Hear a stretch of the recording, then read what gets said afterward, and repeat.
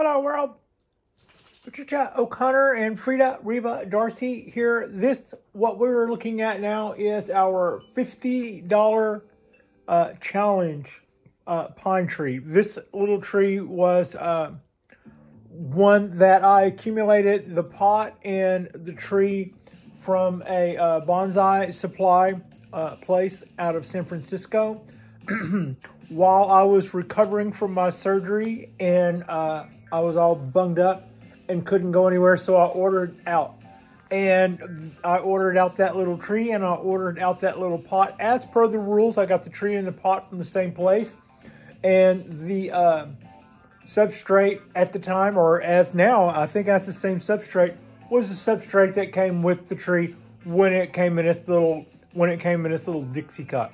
So I was all down with all of that, and it was nicely wired when I got it, but I cut it about a third of it.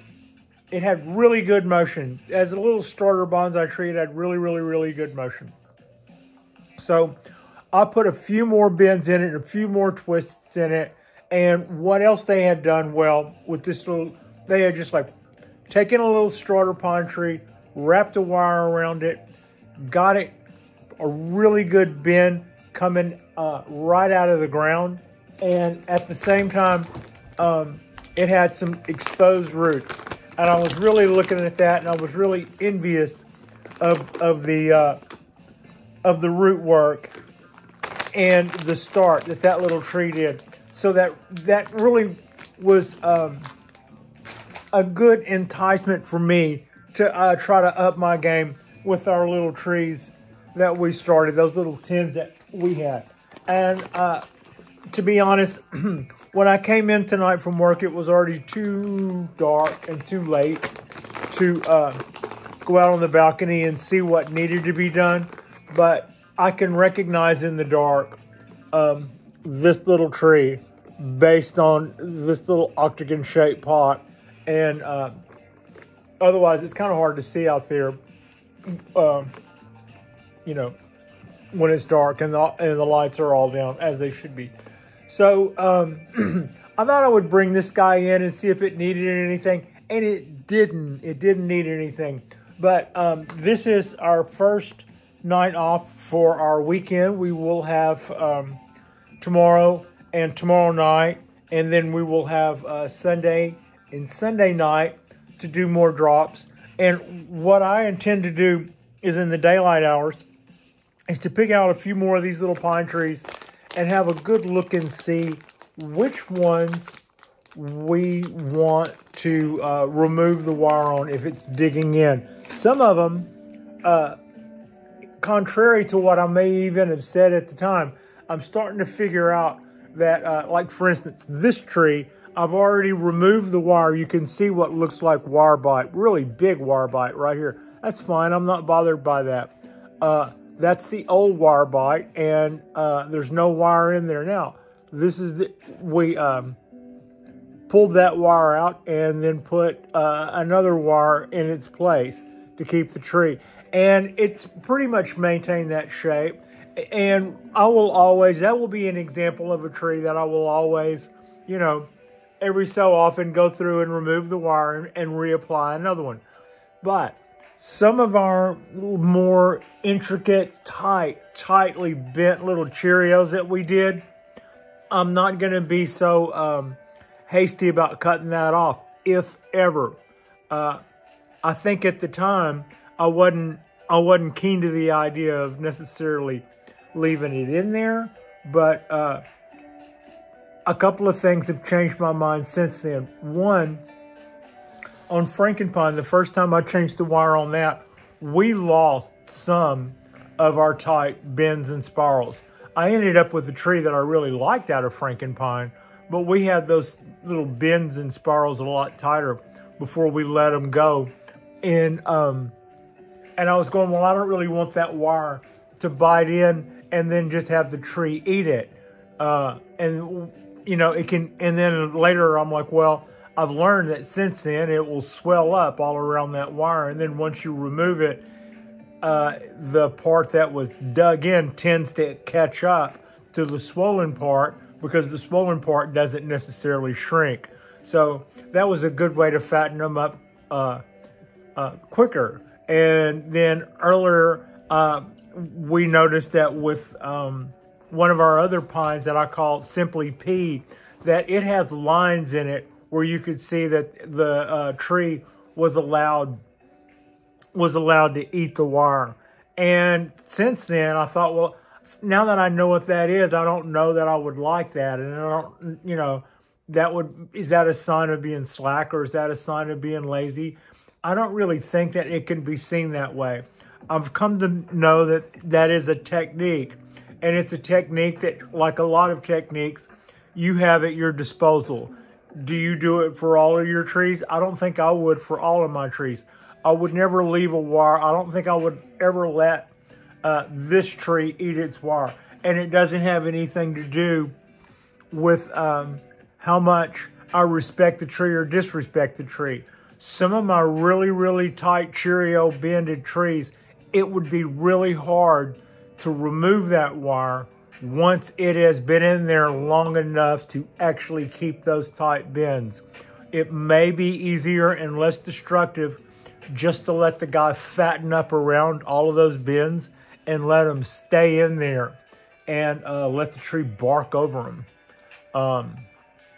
I'm starting to think more that way. Now, there's quite a few of them that I can look at and go, no, we can just cut that wire in about 2 or 3 places and then pull it all the way out. But if you've got a wire that's spiraling 360 degrees inside of a Cheerio, that might be hard to pull from all directions and get out, and you might kind of wreck your design when you free all that up, versus the amount of time that it would take for it to actually hold that tight of a circle. You know, it might just be better just to go ahead and let it just close up around it, which they will do. So that's kind of what I'm thinking about there. But over the next couple of days during this weekend, I would anticipate that we will be bringing in a few more little pines, and we'll probably do one out on the balcony and do a little bit of maintenance. But I really want to. This is our fall. You know, it's fall for everybody else, and it's more or less fall here right now, and it's a good time to check and see how our wire is doing, how it's biting into the tree or not biting into the tree, and if it is, and we're not into that, this would be a great time to do something about that. And also, when it comes to our little pines, this is we should be back on our feeding by now. So yeah, my little trees have been back on their biogold for a little while. That's it. I don't really have a whole lot to do to this one. It didn't really need a lot of weeding. I was just fumbling around out in the dark. I thought I would get my $50 challenge tree. I named this tree Buck 50, and it is. I really like this little tree. It came from Bonsai, and it was just like one of their little starter trees that you can get for, you know, just a few bucks, and it comes in a little plastic cup. You can see this little dark, this is the roots. This is the division where the roots split off right there. So really good root work. And then they were wrapped up in a little bundle, and part of the bin that came right out, like I said, that's a great start for a tree when they come out of the ground moving like that, and then already have that much of the roots exposed. This tree got a top-notch little start, and let's see, it's about a year and a half old. So yeah, that's our little tree, Buck 50. Like and subscribe if you guys haven't already. Tomorrow we're going to go out on the balcony and play around with a few more pine trees. Tomorrow night we'll bring one in like this that does need to have some wire removed. I've got like 20 of them out there. I'm sure one of them has got a little wire bite to give up, and we'll cut it loose and then try to reapply that stuff. Sometimes that gets a little tricky. It won't be repotting season but I may cut it loose from the pot and bundle the soil up in a bundle, in a rag or something, or plastic or whatever, just something that'll protect them while I remove, and doing that instead of pouring substrate all over its substrate all over the place. You leave all that intact and it's less harmful for the tree, I think.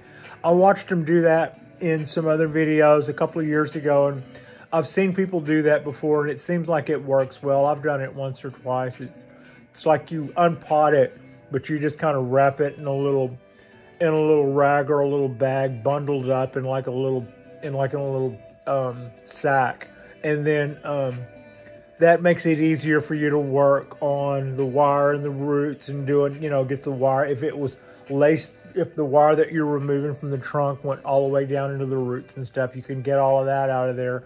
And then, but at the same time, you're keeping all of its soil intact, and you're not really there to do root work anyway. So you just leave it all bundled up and maybe even tied at the top.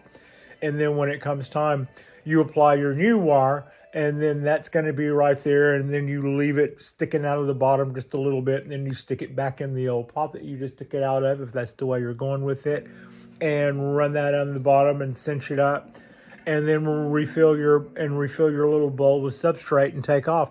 That's kind of how we've done it a few times, and it works well when it's not typically repotting season, but you want to get the wire off, and maybe that wire was tied into the pot and stuff. All right. Thank you so much for watching.